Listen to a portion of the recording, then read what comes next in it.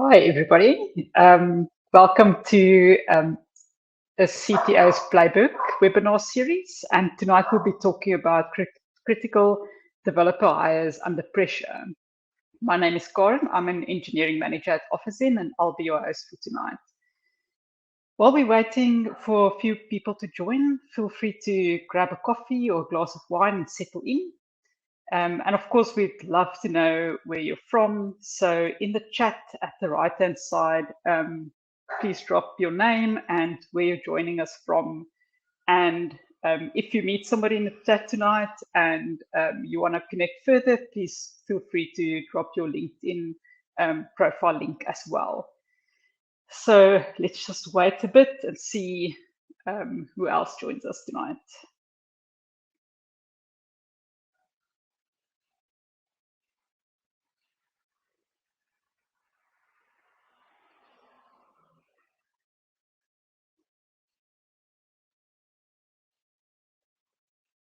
The chat is on your right hand side. There's a little button at the bottom that says chat, and you can just add your name and where you're from.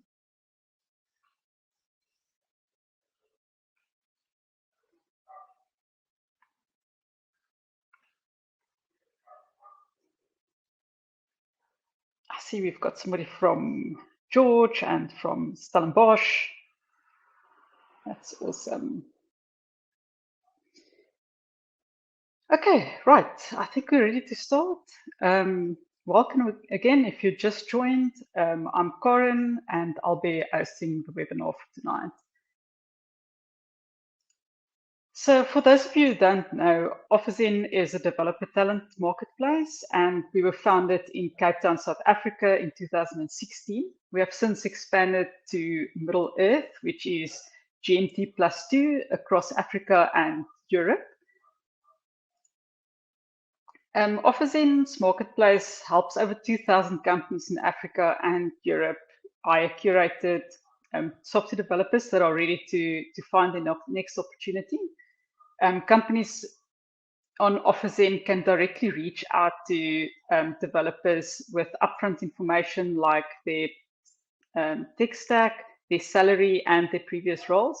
And usually companies make hires on OfficeIn within 25 days. We also have a strong focus on community, and we run events just like this one tonight.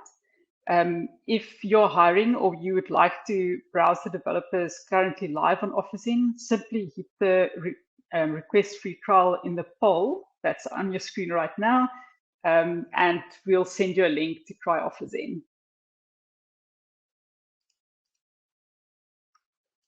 So we listen to the community, and we're cutting through the noise to help bring more Zen. Our webinar series focuses on practical takeaways, tips, and industry leaders and from industry leaders and the latest insights on software developer hiring. And tonight's no different. In a few moments, we'll be joined by Rob, and we will discuss how to make critical developer hires under pressure. I hope you're as excited as me to kick off this talk shortly. So let's settle in for a great conversation tonight. But before we jump in, let's just look at some of the housekeeping things. First of all, you can see me, and soon you'll be able to see Rob as well, but we cannot see you. So please show us some love in the chat. And we would definitely like to know who's out there. And if you do drop off from the video, you can simply rejoin with the link that you received when you registered for the event. If you have any questions throughout the webinar, please add them to the questions tab on the right-hand side. And we'll have some time at the end to answer all your questions. And then finally, you can use the chat tab to add comments. Let's see what's happening on the chat. I can see at least some people, somebody from Woodstock. So yeah, and somebody from Cape Town. That's great. Okay, so Great. I'm sure Rob's waiting in the wings, so let's welcome Rob Paulo from Peach Payments.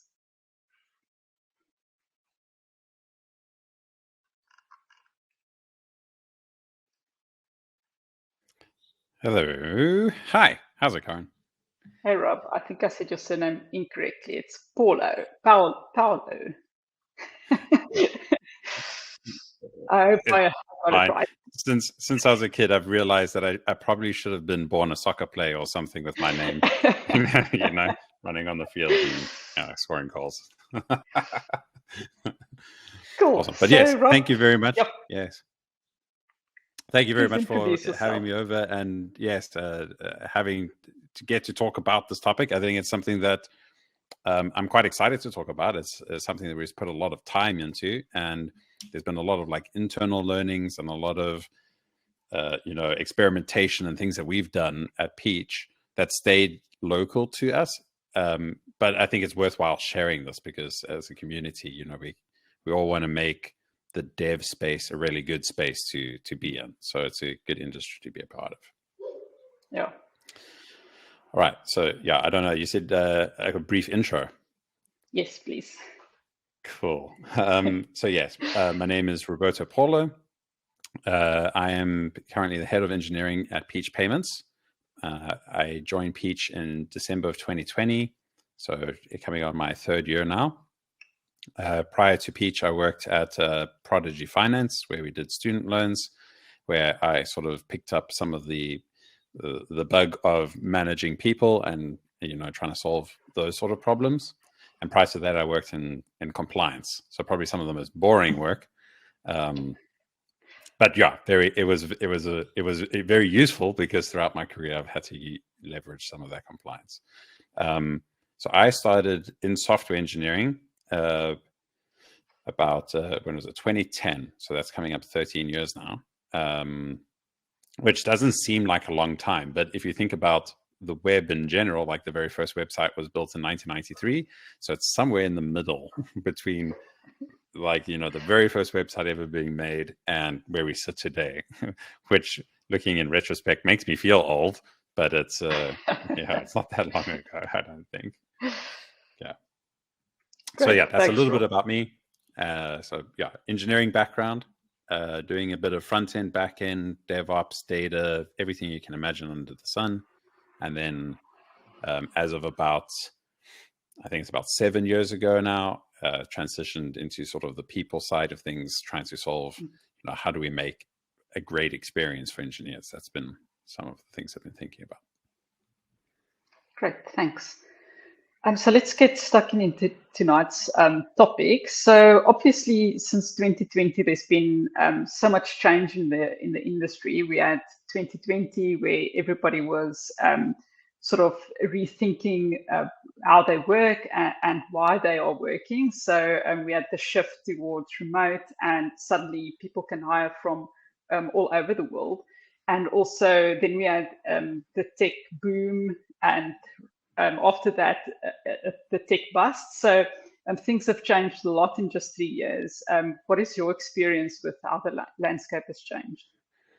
Yes, it's changed a significant amount, and as you said, it's very layered, and it's some of it's based on the economy and the sort of support the industry can get from investments and I think there's been a lot of excitement because tech has sort of held a very strong position in many markets. I mean, if you look at the NASDAQ, it represents a huge portion of their portfolio, and so businesses have been looking at technology as a very exciting place to be.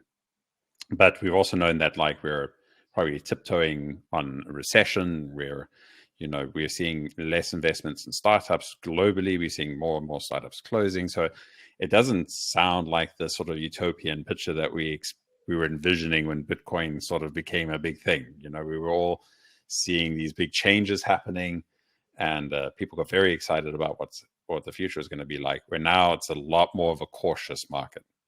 And so we've now just recently seen lots of retrenchments, layoffs across the US at a lot of the big companies. And so that was very interesting. And now just recently we're starting to see layoffs because of like new reasons like AI, so like AI is coming in and making the engineers that they have more efficient. And so, they're sort of balancing to what they need. And so I think it's definitely multifaceted. So I think our personal experience, we went through like quite a significant growth as of around 2020, 2021.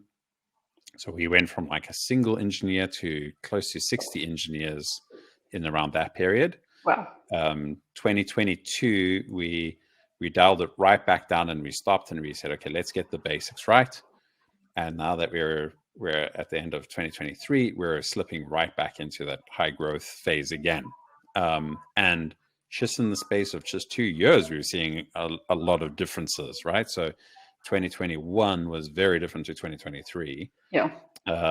We're seeing like one thing just anecdotally, like we're seeing a much bigger cohort of engineers between like 0 and 4 years experience. So that's something that's it's always sort of been bigger than the other group, but now the sort of proportion between that and say like engineers that have between 10 plus years experience, which is a much smaller cohort now. And so companies now are investing a lot more in like, having more hands on deck, but a bigger sort of talent pool inside your organization means that like eventually they all sort of grow and meet the South African demands and in terms of like salaries. And so that's a big pressure on businesses. So yeah, so we're seeing a lot of more inexperienced sort of fresh faces to the industry, but a huge demand for these senior engineers. I think also another thing that's quite interesting is that just in the last little bit, some of these paradigms, so I'm going to say like back end, front end, those two distinct places have become a lot more enriched over the last little bit. So front end development is not just CSS and JavaScript and HTML. It's, all these other frameworks, and they're becoming deeper and more complex. And so people are now really specializing in those spaces. And so when you look for an engineer that kind of can do it all, that's becoming quite hard. So generalists are falling away. It's a rise into the specialists, which is a very interesting sort of change. Something that you can also take note of in other industries. So if you look at, say, let's think about like building airplanes. In the beginning, it was just the Wright brothers that built airplanes. They were the ones that maintained airplanes. They're the ones that flew airplanes. They did it all. But as the sort of industry grew, you started finding more and more specialists. And now you can find like an entire company building one specific type of instrumentation, for an airplane. So we're going to see that sort of change as well. So like finding the right set of skills, if you're not willing to sort of budge on those things and try upskill, is going to become a very difficult thing to do. So yeah, those are some of the challenging things that we've seen just in the first like second half of 2023 so far.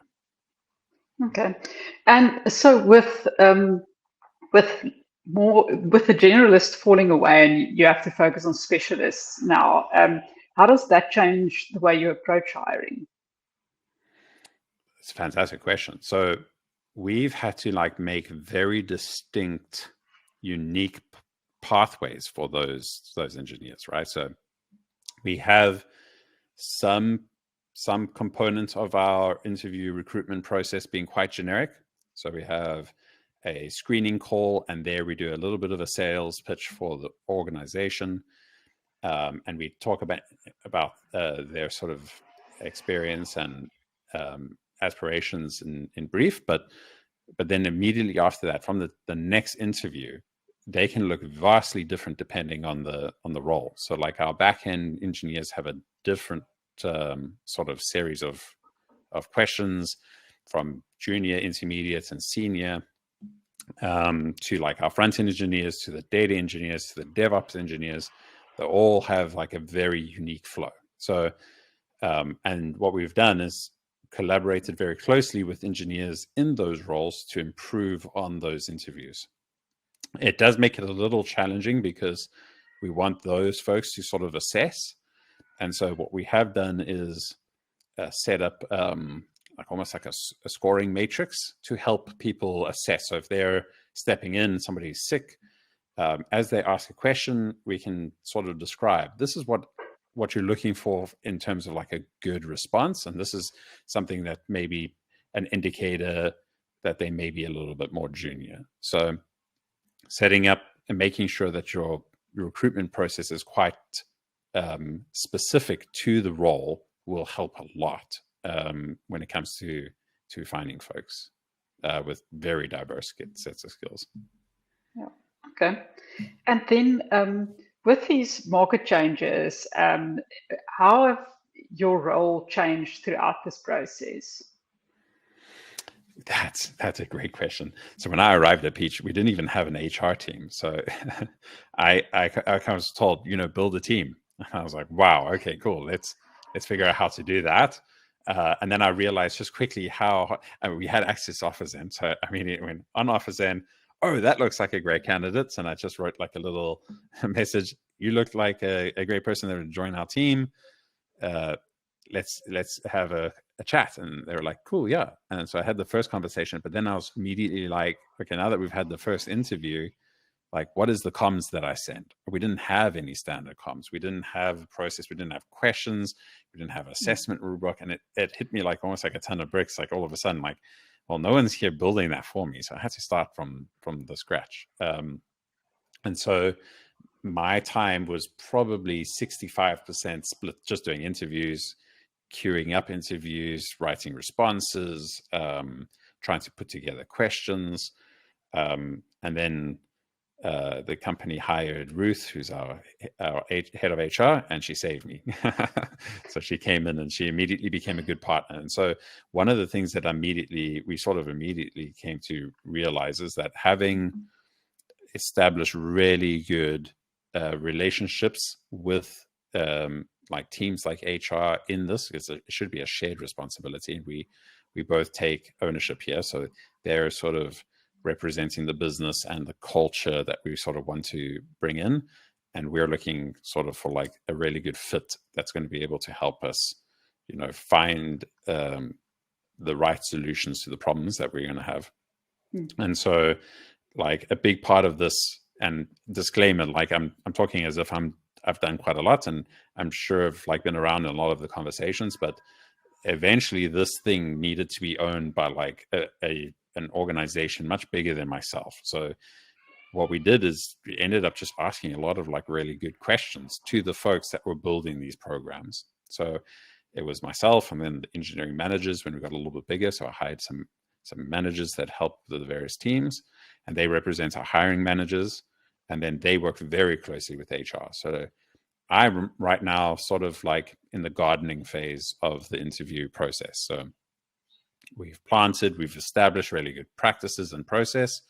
And now all I do is just sort of prune those things. So like ask good questions here, go and evaluate questions every now and then, review some of the feedback that's been given. So now it's sort of accountability at that level, which is now, speaking and asking people that are involved more closely things, and sort of seeing if we are sort of like evolving or are we stagnating, and so sort of like planning out. Okay, great. And with these hiring partners that you're working with, they are internal to your company, right? Yes. So we work very closely with them, and they then will establish like a network that we then work with. So OfferZen is our sort of tool of choice for like our self-service, which is really important. I think it's so important to have something that you can do. And I mean, you can always go on LinkedIn and sort of like go sort of looking at what different companies have, and you can look at their staff through LinkedIn, but it's a lot less, I don't want to say stalkerish, to go and see something like OfferZen where the profiles are there and they're looking for businesses to reach out to them, and not just like appear and see someone's chat and be like, hey, you may be good for a role that we have. I don't know if people like enjoy those things. But yeah, and then they also then work with a number of different partners, so that we have hiring partners in South Africa and in Mauritius, in Kenya, in Europe, in the UAE. So whenever a role comes out, we sort of publish to all those hiring partners. And essentially they just send in a bunch of CVs, and then we spent a long time just going through all of those. That's our very first drop-off point, which is we get a bunch of CVs, and from that point on, we're already starting to evaluate, which is nice because it's going off as in you really eliminate one step, which is, somebody sends a CV and they don't make the cut. We want to communicate that. You don't want to just have somebody send that CV into the ether and hear nothing. A big learning that I took from Prodigy Finance was, if you create this really amazing candidate experience and they aren't the right person, they'll be singing your name like at Bry's and at events, and they'll say, like, one of the best interviews I went was at Peach. I wish I got in, and somebody else will hear that, and that person may be the person that we're actually looking for. And so if you have this really great candidate experience, it unlocks a lot. Like, you get a really good name in the market, and the talent sort of just wants to be around other good talent, and that's a really good, like, sort of passive way of getting people interested. Yeah. So you sort of build a positive feedback loop there with candidates that you interview. Yes. And make use of people's like close networks, right? So when you hire a person, you're not just hiring them, you're hiring their network, essentially, right? So, yes. When I get stuck, I talk to one of my friends named Hannes, who was a guy that taught me how to program all the way back when. And so he's in Nelspruit now. And we've probably been chatting the last like 10 years on and off. And so, like, if I get stuck, I'll be like, hey, Hannes, what do you think about this? And so you actually like sort of like have all this input and advice from other people that you've sort of learned, which is why it's really important that even if you have like a strong developer network, you want to bring a few people in there, but don't bring everybody that you know, because it's very likely that those people share the same network that you do, right? So you want to bring people from various different places and experiences and networks, and you get like a sort of much more amplified level of experience coming alongside with you. And then later on, when you get to the point where you need to hire, a really good strategy for us was establishing a good referral program, so giving people bonuses and things for sending in folks. And the question that we repeatedly ask is like, who do you know that will be like a really good person to try solve this problem? And we talk about the problem. Or who would you like to really work with in the same team? And we've actually had chains where, like, Brian was referred by his brother, and then Brian referred Garth, and Garth referred Sean, and we've just had like one person just refer the next person and bring in a really strong set of engineers. So that's a really good strategy too. Okay, that's great, and I think you've touched sort of on my next question. I think we sort of answered it already, but how do you scale your teams quickly? So building that network is one thing. Is there anything else that you guys do? Yes, yeah. So it's more than just throwing out to like 1,000 people and getting 100 CVs. It's the trick is to think proactively about this, right? So people coming into the market, they're likely interested in learning because they're frustrated with something at work.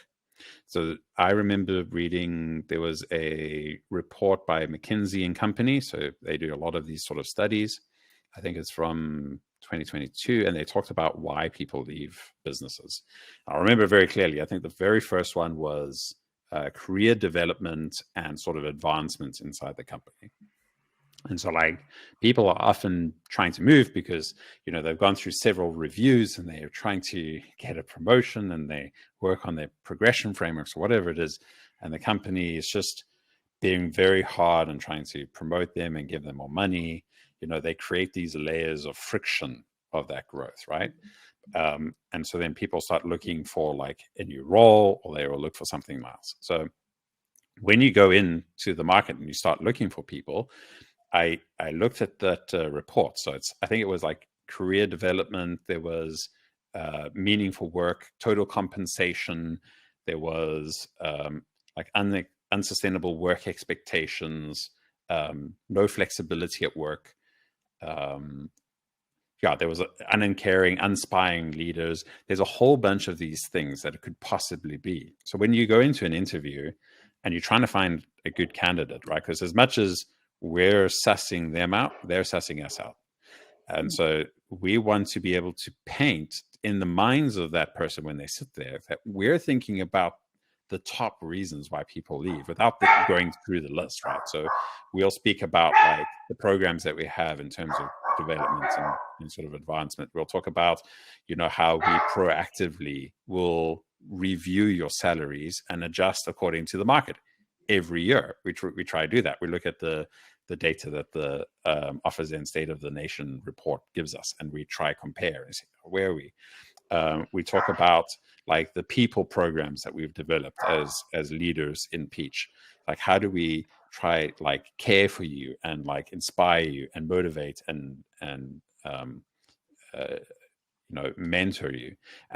We speak about all these things that are like really it's the hooks, so that when we get to the offer stage, people are like getting slightly bigger offers than what we are giving, but they want to hear back from us. They're like, I want to work at Peach beyond any of those other folks. And so if you can really speak to what people are leaving their existing companies for and be truthful and honest, this is a really big thing, because I think companies try oversell their business when all you need to sell is the problem that you're trying to solve. Because programmers are OCD. They're like me. If I see a problem and it irks me over and over and over, it's the only thing I can think about doing is like trying to solve that problem. And so if you can paint this really difficult problem, and you can, and if they have even just a faint idea of how to solve it, that's a really big hook for people. It's you're going to do all those things, but I know how to make you win is a big thing that engineers are trying to do, right? It's a big component of our role. So yeah, that way we get the pick of the crop. We can sort of look at the whole group, and we have people like lining up to join us. And so then we have the luxury of engaging and like, finding the right people. We've got a great question from Robin, who asks, how do you balance salaries locally with international markets? So obviously you're not just competing locally, you're now competing in a global on a global scale. So how do you balance that? It's a fantastic question. And the more that we've sort of observed over the last little bit, so I call it the developer inflation. So we have regular inflation, but if you have to look year on year, just in South Africa, so I've got data all the way from the 2018 State of the Nation report. I've been using your report. And so what I've noticed is that like it's almost like 10%. So we're, a developer, if you just paying them inflation every year over the space of like just a few years, you're underpaying. But now as of 2020 and 2021 and 2022, you've seen that number get even bigger. And we realize it's because, we can see salaries in Europe and in the US going down because there's, a surplus of engineers now. But we see in other places, like the prices sort of climbing up. And so we've gone like a ubiquitous sort of even playing ground in terms of like everyone is a developer. It's remote. You can work anywhere in the world. If you can solve these problems, that's what we want. And so like the really top talented big companies, the ones that are scooping up folks, are coming here, and we are going to like, Mauritius or India or many of the Slavic states because it's a little bit cheaper there. But what we're starting to find is even in those places, some of those salaries are climbing up. So like Kenya right now is what we're finding a lot more expensive than in South Africa, because there's a much bigger presence there from, the likes of Microsoft and Atlassian, like, well, GitHub is a part of Microsoft. And so you've got these like really big industries just like really consuming the engineers, and like sort of building out the stuff that they need there. So what we're starting to do, our strategy right now is to take the sort of salary bracket that you've just sort of given us, and we said, okay, here's your median, here's your upper bound and your lower bound. And we said, okay, if we're paying at the median, that means that 50% of businesses in South Africa alone are likely to be able to like offer a better deal. So, okay, what's the number that we want? So if we wanted to be in the 75th or 80th percentile, we sort of took all that data, we plugged it in, and we just make sure then every single year we reevaluate that data, and we make sure that above the median, we pay like 15% above that median mark, and it puts us right into like the 75th percentiles of pay. So we're not nearly the most, well-paying company out there in South Africa, but we're strong enough that if somebody does get an offer elsewhere, it's like, okay, what am I going to be trading off at this point? I'm going to trade off like the knowledge that I have of a great company and a great culture and all of this, with the possibility of making a little bit more money, but I'm uncertain with all the other stuff that I could get. And so that's been a really good, like, sort of, tool to sort of retain and sort of reduce our churn. But yeah, it is a challenge, and I do understand that not every company can do this, because like, salaries climb and you sort of have your operational expenditure. The risk, though, is that if you lose those individuals that you aren't taking care of, the cost of replacing those people is a lot. It's a significant amount. We try to do the math, and for a senior backend engineer, I think it was close to 900,000 Rand to replace them. So we're looking at the recruitment fees. We're looking at all the hours of all the engineers that would be taken in the interview. So our average is between 8 and 30 interviews per role that we land, and so if we've got 5 people involved in a single interview, it's 5 times essentially 30 interviews. It's a lot of money, and then there's other departments, and then when they arrive, it's onboarding. It's another 3 months, so it works out to be a lot. So it's really important that you be competitive, and it's really important that you acknowledge that Europe and the US and the international market are there, and it's not like you're only sort of now dealing with South African companies. Yeah. Robin's got a follow-up question. She asked if do you account for cost of living, and if so, how do you approach that, and have you found any resistance to this when hiring? Sure. So yes, we do talk about the cost of living. This is sort of bigger than myself and like what I sort of work with the CFO, and he's looking at very much this thing. So we looked at like a number of different, there's a lot of different indexes that are out there. Some use basket value, some use these other things. And what we try to do is be the most aggressive, because we know that, not everybody's going to live off of that same basket. Some people have other things that go up quite a lot. So like your medical aid and those sort of things go up sometimes well above, the 30% that, or 7% that the inflation is. So yeah, we have to think about that. But yeah, we have like multiple layers when we talk about compensation. So we have your inflation, that sits at one level. We have like a bonus structure that's discretionary, and that's typically based off of your review and your performance. And then we have your salary band, which is tied very closely to your role and very closely to it's in a band. And that band, what I do just passively, proactively, is input data to make sure that if you're in the middle of that band, if the band starts moving and you're sitting on the side, we just bump you back up so that you always sort of adjust it. Engineers get that for free.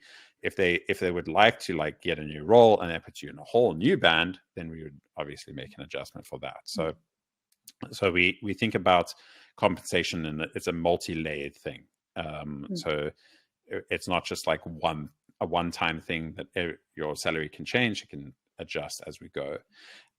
We found that this is really good. It is an expensive operation also for an organization, but when you are proactive like this, like it sends a strong message to your team, and they know that you're out there, making sure that they are paid fairly, so that if they enter back in the market, it's not going to be like where do I even start, and I don't know where I'm at, or anything like that. So it's a really big thing.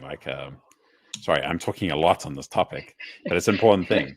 So one of the first things that I did was, when I arrived, I noticed that a lot of the female staff were getting paid less. And I know that's from also the Office and State of the Nation address. So immediately we corrected that. We removed gender from our sort of assessment criteria. And that's been shocking, because even as we go and interview new candidates, if they come in asking way lower than their bracket, we give them the offer right at their asking. And sometimes it can be twice what they were asking for. And so we try and make sure that is fair, right? It sends a very strong message that at Peach, we are trying to be, forward thinking when it comes to this. It was the number one reason why people leave companies is, inadequate compensation. Yeah. That's great. And something that you said before was that, there's a big time investment when you need to replace somebody and you need to hire somebody new. So how do you make sure that you've got that time within your company? I know it's a time investment for everyone that's involved, people needing to do interviews. How do you guys make sure that you get the time from people to spend on interviewing?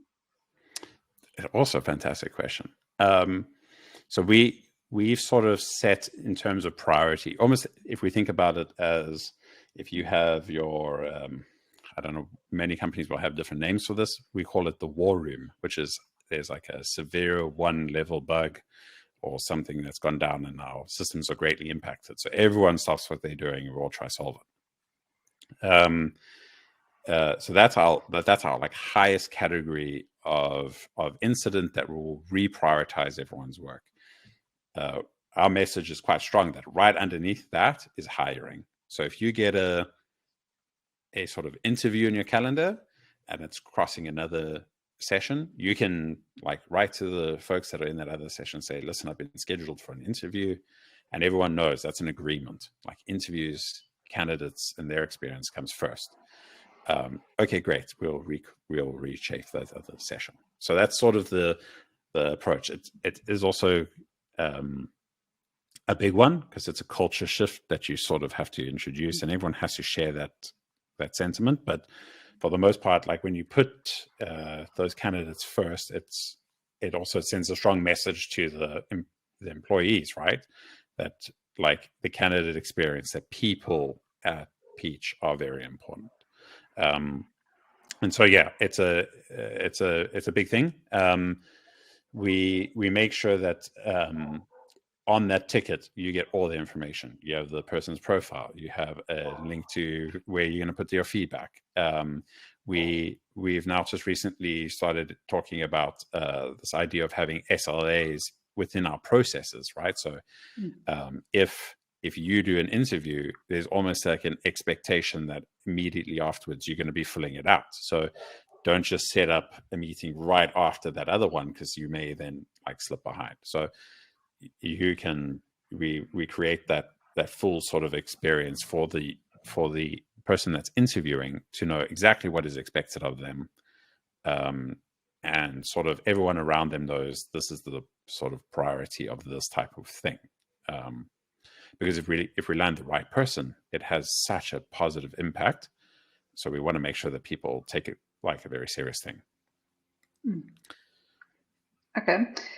So one more thing on that. I actually had a question and I can't remember what I wanted to ask you. It was around your process that you've got for hiring your pipeline. So how do you make sure that it's efficient? So you say that you've got SLAs if you want to change that process or you see inefficiencies, where can you cut, and what do you guys consider to be sacred that you just can't cut from the process? Sure, that's a very good question, and it's a very pertinent one. I remember when we first started, I think Ruth and I sat together and we said, okay, what makes a great candidate experience? We said, hearing back is it, and within a certain time frame. So we said, okay, great.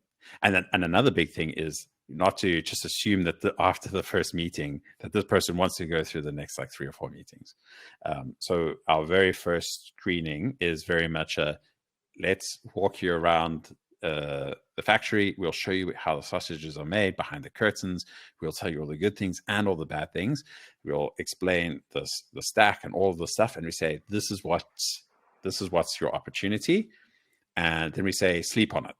Like, don't tell us now. We want you to really think about it. And if you're motivated for the rest of it, come back and tell us, I'm keen on doing this. And that like shocks them, because we say, we don't want to have you go to the next 3 interviews if you're like a Kubernetes diehard and we don't have containers to orchestrate. So and we've had a few of those type of people. So we like, kudos to you. That's great. We wish you all the best. And we hope that we find that role, but at Peach, you're not going to find that, So we're very honest about that. So then people get quite excited. It's also something that they don't get to see very often. So,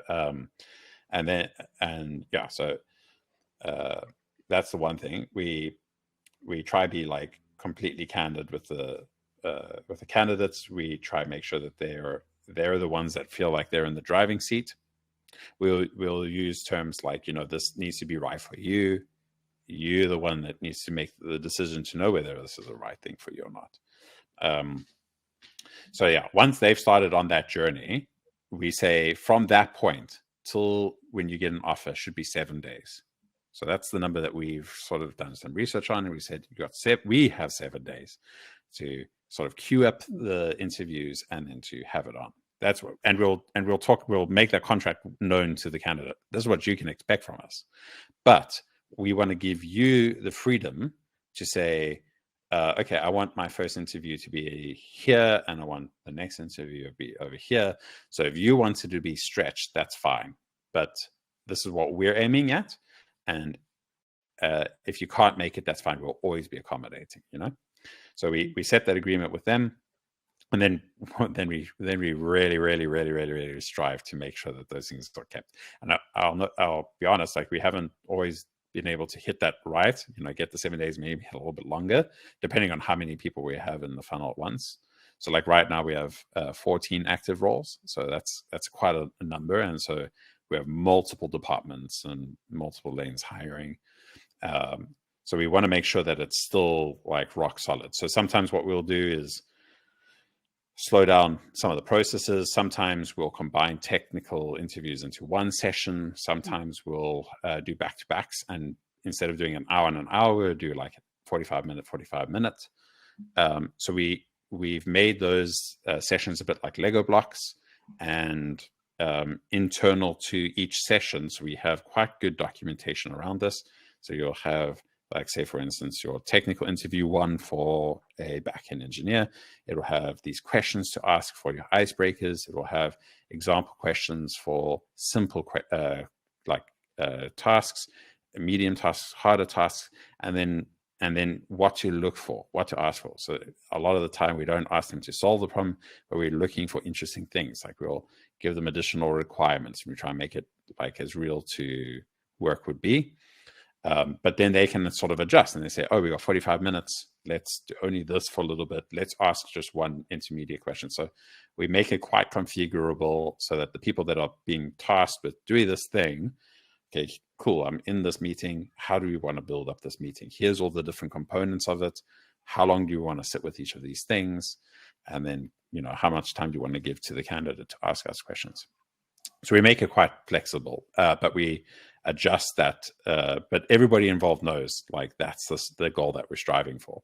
And then Ashley, who's in our HR team, she helps by like putting together some data, and we have a nice report that we can then present to the larger group and say, okay, these are like our goals, our SLAs, and this is where we're hitting them. This is how many candidates are in this pool. This is how many candidates in this pool, and that sort of thing.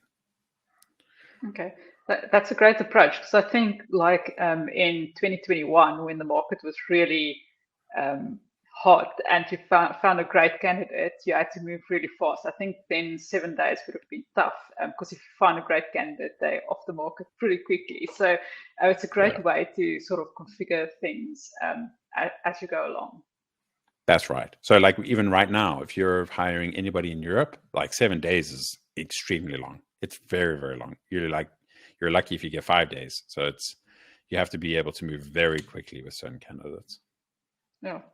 So sort of a follow up on that. So how do you maintain that candidate experience in different environments? So if you're under pressure, how do you maintain the candidate experience? This is a really good question too, because you can't be in all of those interviews. So some of the things that we do is try and mix up the people that are doing the interviews. So Brian may interview with Garth in a session, or Logan will interview with Bhavani in another session. And so we try and mix it up. So we do have a bunch of different people. Some we know are more extroverted and others are more introverted, and we kind of pair them up. We want to make sure that they can keep each other also accountable to the things. So we also revisit our recruitment program quite a lot. So it's not something that's stagnant.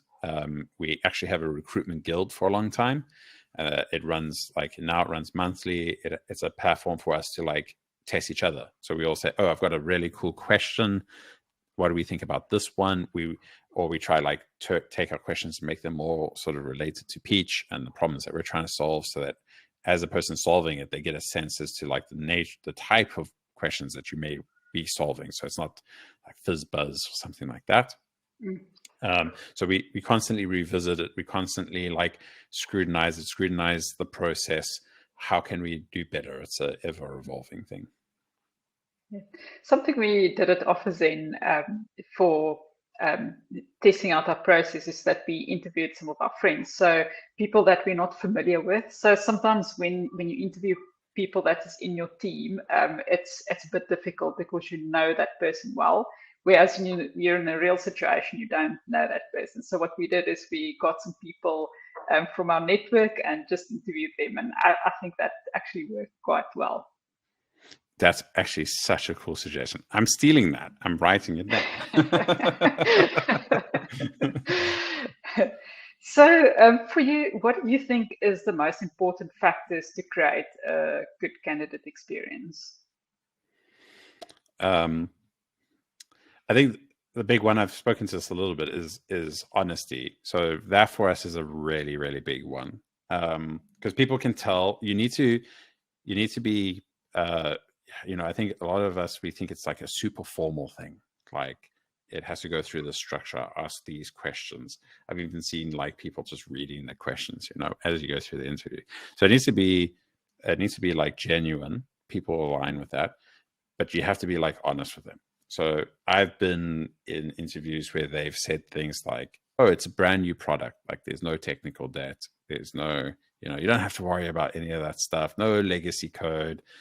And then when you look at the code, you think, oh my word, this is everything but those things, right?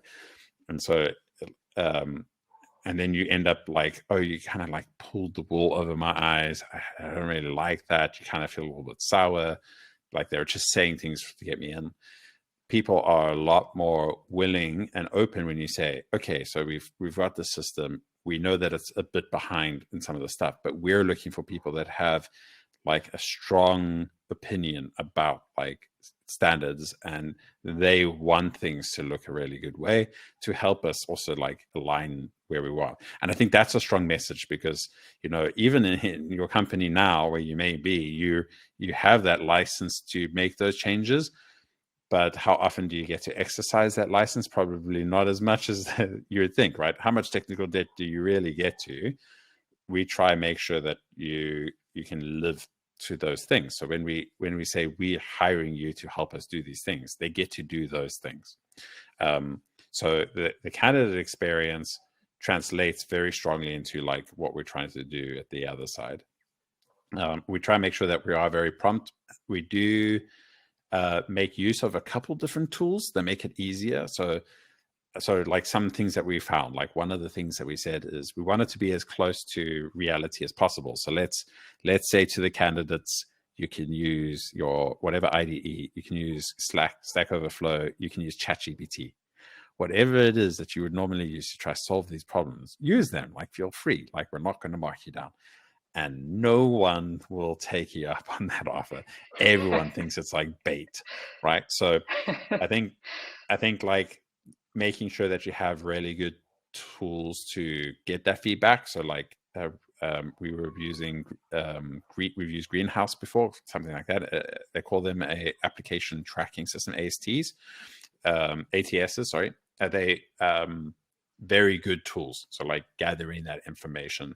We use tools like even today we did an interview with a data engineer. We use a tool called DB Fiddle, I think it's called, where you can like actually put the test and together you can sit, and it's like a nice playground where you can just like execute the code as you're talking about it. So you don't have to have your whole setup and everything there. There's a really good book called The Book of Beautiful Questions. And the book talks through like a number of different questions to ask when you want to be creative, or when you want to like challenge strategy, or when you want to get to know somebody really well. So what we found is like using a really good, powerful question can have like a world of a difference. So we make sure that the questions that we select are not just vanilla questions. You can do whys several layers lower and really get to explore a person's opinions about things.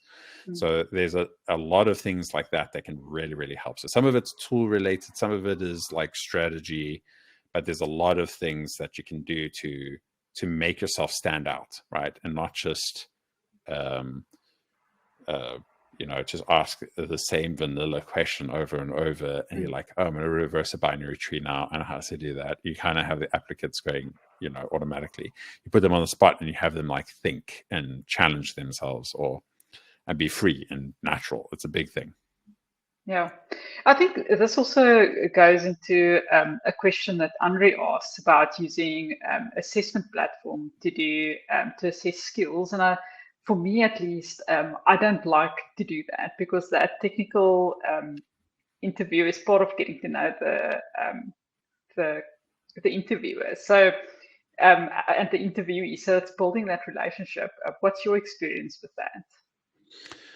Yeah, I think that does play a big role in it.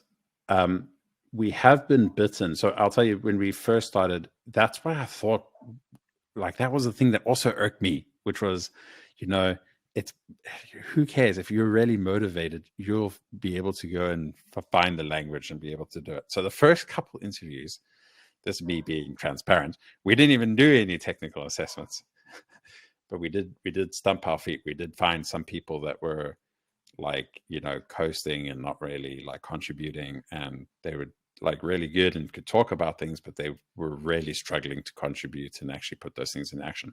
There's another really good book. Sorry, I'm jumping on another book here. It's called The Team That Managed Itself.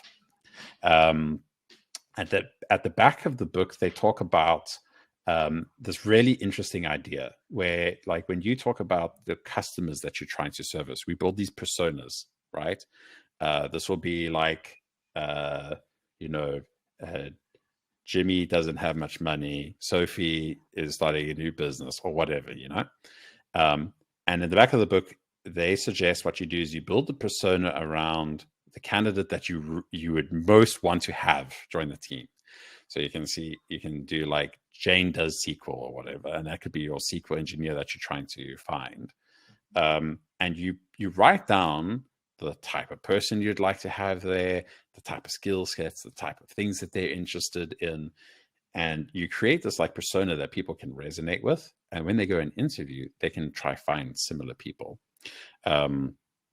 So I really like that approach, because it sort of helps you get closer to the person and not just to the process, right? So so many times people get hooked up in, we need you to solve this problem, and not ask like, oh, like, what are you thinking about? Or like, if I was a junior programmer and you're going to be pairing with me, like, walk me through your thoughts, like, as you're going through this thing. And like, this is the PR handing it down. So you do a bit of role play.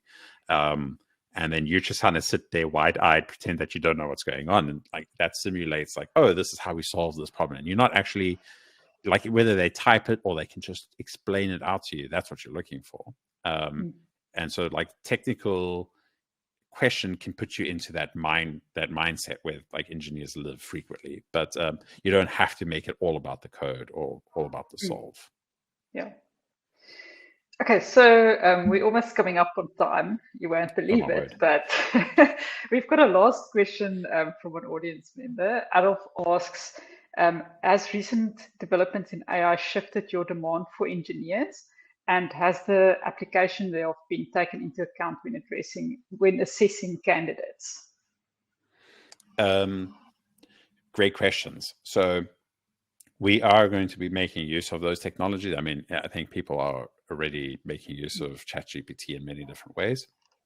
But we want to play around with AWS's Code Whisperer for like the tools that are closer to the AWS stack. And then we're going to use Copilot and Copilot X. We've already done some POCs on the technology. And what we found is that anywhere between 5 and 15% like better throughput from the engineers in terms of like solving problems really quickly. So we've seen a positive. So absolutely, we definitely want to make use of that. But it hasn't stopped us from saying, oh, we need to like make sure the team is like, well-rounded. There's still a risk if you have only 2 or 3 people on a team trying to solve a problem with AI, they're going to leave. And then, so I understand the sentiment, but like, what we're going to find is that like engineers that are assisted with AI will be better than engineers unassisted, but you still need the engineer. It's a bit like having like a junior programmer sitting alongside you, programming with you. You need to have you need to be able to reason about what you're trying to do, and you have to think about like the system in the long term. So I think the way that we work with that technology and the way that engineers grow is going to change. We're like definitely 100%. But at Peach, we're not like saying, oh, we need less people now because we have AI now. But I do believe that it is going to be a thing that's going to be a lot more common, and it will be like a tool that any good engineer will have in their tool belt at some point. Great. Thanks a lot. Thanks, Rob. So that's it. Thank you very much for joining us. I really appreciate your time. So before you go, in November, we've still got a lot of events coming up. So if you want to join any of them, please answer the survey that's just popped up on your screen. And that's it for us. Thank you very much, Rob. This was an awesome conversation. I really enjoyed it. No, it was awesome. Thank you for having me. And thank you for all that you do for the community. Thanks for, the insights that you give us. OfferZen is really like it's like a completely different thing compared to like what you can typically find there. So like, I'm super chuffed that we've been using you. Even at Prodigy, we used you. We still use you at Peach. It's been great having you, and like, thank you for caring about the community and like talking about these things and helping us all grow. I mean, that's providing a platform for us to all come talk and get better, right? But thank you very much. Great. Thanks, Rob. That's awesome to hear. Cool. Thanks a lot, everybody. Enjoy your evening.